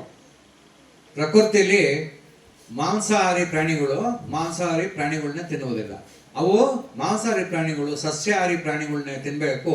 ಇದು ಪ್ರಕೃತಿ ನಿಯಮ. In front of a tiger is a non-vegetarian animal. You keep the grass, heap up the grass, don't give the meat. He will die with an empty stomach, but will not eat the grass. It is correct, Swamiji? 100% following the rules and regulations of the Prophet. ಅರಣ್ಯದಲ್ಲಿ ನೀವು ಒಂದು ಹುಲಿ ಇರುತ್ತೆ. ಆ ಹುಲಿ ಮುಂದೆ ಏನ್ ಮಾಡ್ರಿ, ರಾಶಿ ಹಸಿ ಹುಲ್ಲನ್ನ ಇಡ್ರಿ, ಅದ ಬಂದೆ ಅಥವಾ ಹುಲ್ಲನ್ನ ಇಡ್ರಿ. ಯಾವುದೇ ಕಾರಣಕ್ಕೂ ಈ ಹುಲಿ ಸಸ್ಯಾಹಾರವನ್ನು ತಿನ್ನುವುದಿಲ್ಲ. ತನ್ನ ಪ್ರಾಣವನ್ನು ಹಸಿವಿನಿಂದ ತ್ಯಜಿಸುತ್ತೆ ಹೊರತು ಆ ಸಸ್ಯಾಹಾರವನ್ನು ಅದು ಸೇವಿಸುವುದಿಲ್ಲ. Satyu, we are living unnatural, artificial life. We are not living our own God-created real life. नकली जीवन हम जी रहे हैं, ईश्वर देय जीवन हम नहीं जी रहे हैं. ಸ್ನೇಹಿತರೆ, ನಮ್ಮ ಜೀವನವೇ ಒಂದು ನಕಲಿತನ. ನಾವು ನಕಲಿಯಿಂದ ಜೀವಿಸ್ತಿದ್ದೀವಿ, ಆದರೆ ನಾವು ಶಿವ ಕೊಟ್ಟಂತ, ಸೃಷ್ಟಿಕರ್ತ ಕೊಟ್ಟಂತ ನಿಜವಾದ ಜೀವನವನ್ನು ನಾವು ಜೀವಿಸ್ತಿಲ್ಲ. Okay, cow-based farming is not existing nature. That is against the God.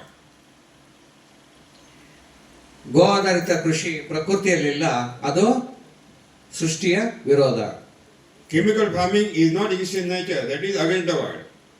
ರಾಸಾಯನಿಕ ಕೃಷಿ ಪ್ರಕೃತಿಯಲ್ಲಿ ಅಸ್ತಿತ್ವದಿಲ್ಲ, ಅದು ಕೂಡ ಸೃಷ್ಟಿಯ ವಿರೋಧ. The organic farming is not existing in nature, but you are following against the God.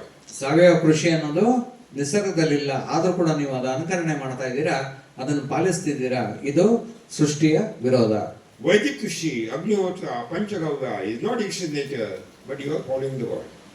ಎಲ್ಲ ಇತರೆ ಕೃಷಿ ಪದ್ಧತಿಗಳು ಪ್ರಕೃತಿಯಲ್ಲಿಲ್ಲ, ಅದನ್ನು ನೀವು ಪಾಲಿಸ್ತಿದ್ದೀರಾ, ನೀವು ಪ್ರಕೃತಿಯ ವಿರೋಧವಾಗಿ ಹೋಗ್ತಿದ್ದೀರಿ. Vedic Krishi, Yogic Krishi, Mantra Patana, Yoga Sadhana is not existing in nature, but you are following. That means against the God. Vedic ಕೃಷಿ, ವೇದ ಕೃಷಿ, ಯಂತ್ರ ಕೃಷಿ, ಯೋಗ ಕೃಷಿ ಮತ್ತು ಇತರೆ ಕೃಷಿ ಪದ್ಧತಿಗಳು ಅದು ನಿಸರ್ಗದಲ್ಲಿಲ್ಲ, ಮಂತ್ರ ಪಠಣ ಅನ್ನೋದಿಲ್ಲ, ಆದ್ರೆ ನೀವು ಅದನ್ನು ಪಾಲಿಸ್ತಿದ್ದೀರಿ, ನೀವು ನಿಸರ್ಗಕ್ಕೆ ವಿರೋಧವಾಗಿ ಕೆಲಸ ಮಾಡ್ತಾ ಇದ್ದೀರಿ. And you are vegetarian, you are eating the non-vegetarian, that means you are against the God. ಇದನ್ನು ನಾನು ಸುಲಭವಾಗಿ ಹೇಳ್ತೀನಪ್ಪ. ಯು ಆರ್ ವೆಜಿಟೇರಿಯನ್, ನೀವು ಸಸ್ಯಾಹಾರಿಗಳು, ಆದರೆ ನೀವು ಮಾಂಸಾಹಾರವನ್ನು ಸೇವಿಸ್ತಿದ್ದೀರಿ, ನೀವು ಪ್ರಕೃತಿಯ ವಿರೋಧಿಗಳು. Vegetarian animal work in the daytime. Non-vegetarian animal work in the night. Who is ಸಸ್ಯ human? Chukki, who is human? Human is working in the daytime. Vegetarian animal is working in the daytime. A non-vegetarian in night. That means human is not non-vegetarian. It is a vegetarian. ಸಸ್ಯಾಹಾರಿ ಪ್ರಾಣಿಗಳು ದಿನದಲ್ಲಿ ಬೆಳಗಿರುವಂಥ ಸಮಯದಲ್ಲಿ ಕೆಲಸ ಮಾಡ್ತವೆ. ಈ ಮಾಂಸಾಹಾರಿ ಪ್ರಾಣಿಗಳು ಅವನ್ನ ಹುಡ್ಕೊಂಡು ಬೇಟೆಯಾಡೋದಕ್ಕೆ ರಾತ್ರಿ ಕತ್ಲಾದ ನಂತರ ಅವು ಬೇಟೆಯನ್ನು ಆಡ್ತವೆ. ನಾವು ಮನುಷ್ಯರು ದಿನಚರಿಯನ್ನು ದಿನದಲ್ಲಿ ಮಾಡಬೇಕಾದ್ರೆ ಮಾಡ್ತೀವಿ. ಹಾಗಾಗಿ ನಾವು ದಿನದಲ್ಲೇ ಕೆಲಸ ಮಾಡೋದ್ರಿಂದ ನಾವು ಸಸ್ಯಾಹಾರಿಯ ಮಾಂಸಾಹಾರಿಯ. There are 21 characters. Because of the lack of the time, it is not possible to conclude. There are 21 characters. I have given in the book very well that which shows 100% human is 100% vegetarian. It is not non-vegetarian. 21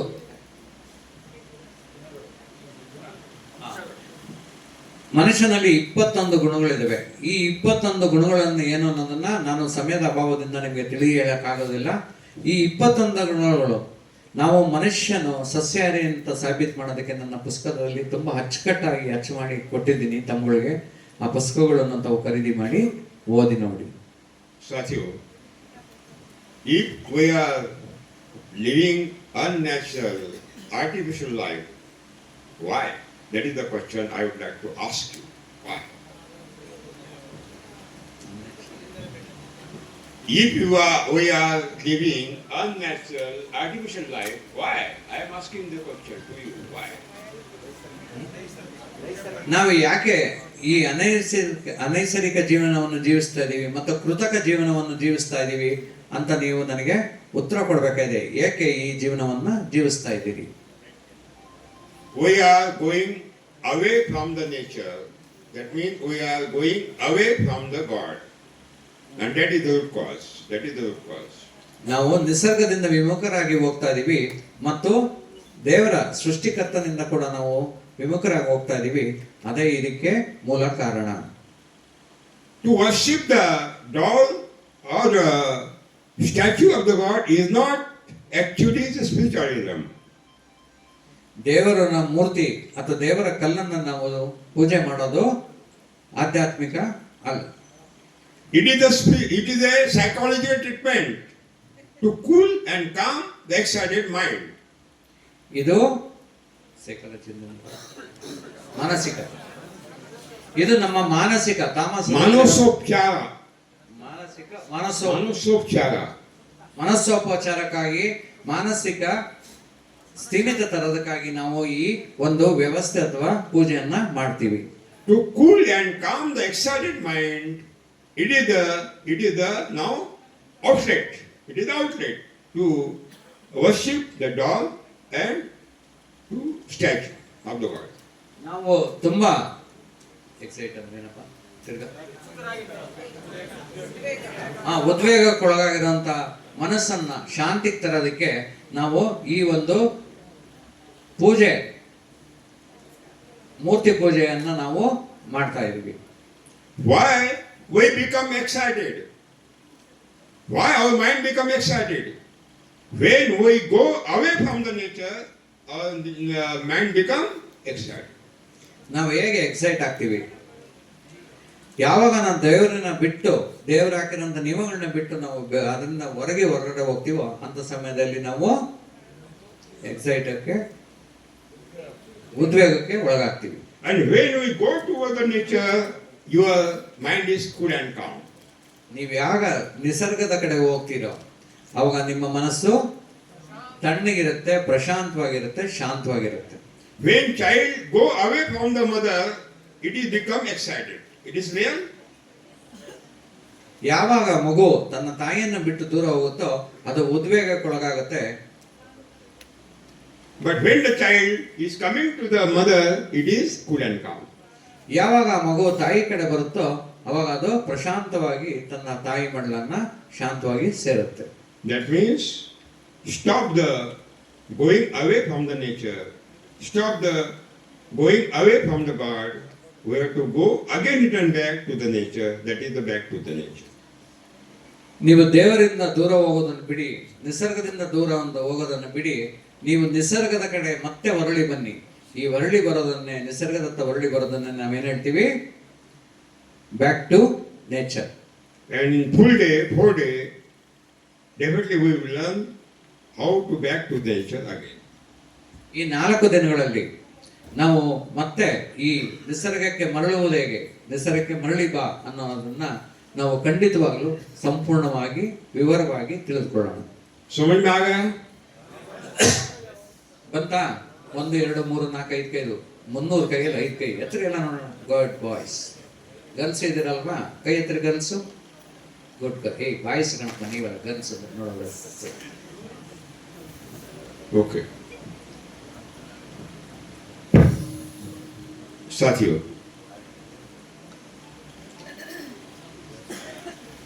in our mass movement,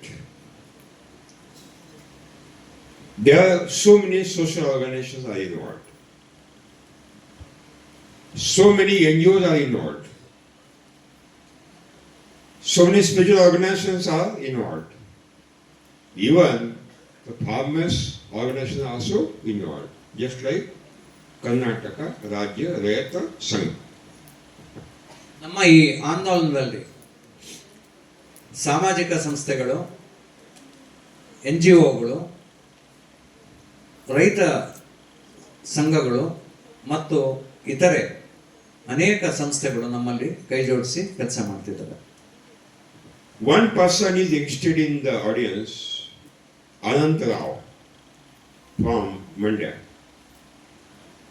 He has organized a big workshop, very beautiful workshop. He was present, the captain. He has the organization. He's spreading this technology throughout the Mandya district and entire Karnataka, now South Karnataka. The real personality in the movement. Mr. Ananda, please come on guys, within 15 minutes, you do the what you are done. ಸ್ನೇಹಿತರೆ, ನಮ್ಮಗಳ ಮಧ್ಯೆ ಅನಂತರಾವ್ ಅಂತ ಅಸ್ತಿತ್ವದಲ್ಲಿದ್ದಾರೆ. ಅವರು ಮಂಡ್ಯದಲ್ಲಿ ಈ ಒಂದು ಬೃಹತ್ ಕಾರ್ಯಾಗಾರವನ್ನು ಮಾರ್ಚ್ನಲ್ಲಿ ಆಯೋಜಿಸಿದ್ರು. ಇದೇ ವರ್ಷ, ಹೋದ ವರ್ಷ ಮಾರ್ಚ್ನಲ್ಲಿ ಆಯೋಜಿಸಿದ್ರು. ಅತಿ ಬೃಹತ್ ಆಕಾರವಾಗಿ ತುಂಬ ಸುಂದರವಾಗಿ ಆಯೋಜನೆ ಆಗಿತ್ತು. ಅಂತ ಆಯೋಜನೆ ಮಾಡೋದಷ್ಟೇ ಅಲ್ಲದೆ ಅವರು ಇಡೀ ಮಂಡ್ಯ ಜಿಲ್ಲೆಯಲ್ಲಿ, ದಕ್ಷಿಣ ಕರ್ನಾಟಕದಲ್ಲಿ ಮತ್ತು ಇಡೀ ಕರ್ನಾಟಕದಲ್ಲಿ ಈ ಕೃಷಿ ಪದ್ಧತಿಯನ್ನು ಪ್ರಚಾರ ಮಾಡಲಿಕ್ಕೆ ತೊಡಗಿಸ್ಕೊಂಡಿದ್ದಾರೆ. ಅವರು ವೇದಿಕೆ ಮೇಲೆ ಬರಬೇಕು ಅಂತ ವಿನಂತಿ ಮಾಡ್ಕೊಂತ, ಅನಂತರಾವ್ ಅವರೇ 15 ನಿಮಿಷದಲ್ಲಿ ನಿಮ್ಮ ಚರಿತ್ರೆ ಇದನ್ನ ಮುಗಿಸಿ.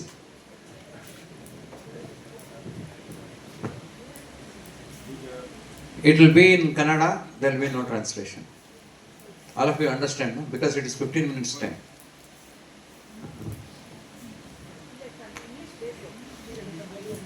ಪೂಜ್ಯರಾದ ಇದು ಇಂಗ್ಲಿಷ್ ಅಲ್ಲಿ they want translation into English, interpretation into English, and Chukki will do that for the next 15 minutes. ಈ ಕ್ಷೇತ್ರದ ಅಧಿದೇವತೆಯಲ್ಲಿ ವಂದಿಸುತ್ತಾ ಮತ್ತು ಗುರುಗಳಾದ ಸೋಮಶೇಖರ ಶಿವಾಚಾರ್ಯ ಮಹಾಸ್ವಾಮಿ ವಂದಿಸ್ತಾ, ಇಲ್ಲಿ ಆಸೀನರ್ತಕ್ಕಂಥ ಮಾನವ ಗುರು, ಮಾನವ ದೇವರವರು ನಮ್ಮ ಸುಭಾಷ್ ಪಾಳೇಕರ್ ಗುರುಗಳು ಇಷ್ಟೊತ್ತು ಹೇಳಿದ್ರು, ದೈವ ವಿರೋಧಿ, ನಿಸರ್ಗ ವಿರೋಧಿ ಇದೆಲ್ಲ ನಾವು ಮಾಡಬಾರ್ದು ಅಂತ ಹೇಳಿ ಅದನ್ನೇ ಮಾಡ್ತಾ ಇದ್ದೀವಿ. ಆ ಒಂದು ವಿಚಾರದಲ್ಲಿ ನಮ್ಮ ಸುಭಾಷ್ ಪಾಳೇಕರ್ ಗುರುಗಳ SPK ಸುಭಾಷ್ ಪಾಳೇಕರ್ ಕೃಷಿ ಪದ್ಧತಿಯನ್ನು ಅನುಸರಿಸಬೇಕು. ಅದ್ರ ಮುಖಾಂತರವಾಗಿ ದೈವತ್ವದ ಕಡೆಗೆ ಮತ್ತು ನಿಸರ್ಗದ ಕಡೆಗೆ ನಾವು ನಡಿಗೆಯನ್ನು ಹಾಕಬೇಕು ಅಂತಕ್ಕಂಥದ್ದು ಅವರ ಒಂದು ವಿಚಾರ. ಇಲ್ಲಿ ನಾವು ನಿರ್ಮಲ ಭೂಮಾತಾ ಟ್ರಸ್ಟ್ ಅಂತೇಳಿ ಕಳೆದ 1 ವರ್ಷದಲ್ಲಿ ರಚನೆ ಮಾಡಿದ್ವಿ. ಸ್ನೇಹಿತರೆಲ್ಲ ಒಡಗೂಡಿ ರಚನೆ ಮಾಡಿಕೊಂಡು ಗುರುಗಳು ಹೇಳಿದ್ರು, ನಾನು ಸುಮಾರು ಕಳೆದ 20 ವರ್ಷಗಳಿಂದ ಈ ಪ್ರಾರಂಭದಲ್ಲಿ ಏನು ಸುಭಾಷ್ ಪಾಳೇಕರ್ ಕೃಷಿ ಪದ್ಧತಿ ಜಾರಿಗೆ ಬಂತು, ಜೀವಾಮೃತ ಜಾರಿಗೆ ಬಂತು, ಅಂಥ ಸಮಯದಲ್ಲಿ ನಾವೆಲ್ಲ ಒಂದಷ್ಟು ಜನ ಎದ್ದು, ಯುವಕರು ಅವತ್ತಿಗೆ ಎದ್ದು ಈ ಒಂದು ಸರ್ಕಾರದ ಪರವಾಗಿ ಸರ್ಕಾರದಲ್ಲಿ ಎಚ್ಚರಿಕೆಯನ್ನು ಮೂಡಿಸುವಂಥ ಕೆಲಸ ಮಾಡಿದ್ವಿ. ಸಾವಯವ ಕೃಷಿ ಮಿಷನ್ ಅಂತ ಇತ್ತು. ಆ ಸಾವಯವ ಕೃಷಿ ಮಿಷನಲ್ಲಿ ಅವರು ಸಾವಯವ ಅಂತ ಹೇಳ್ತಾ ಇದ್ರು.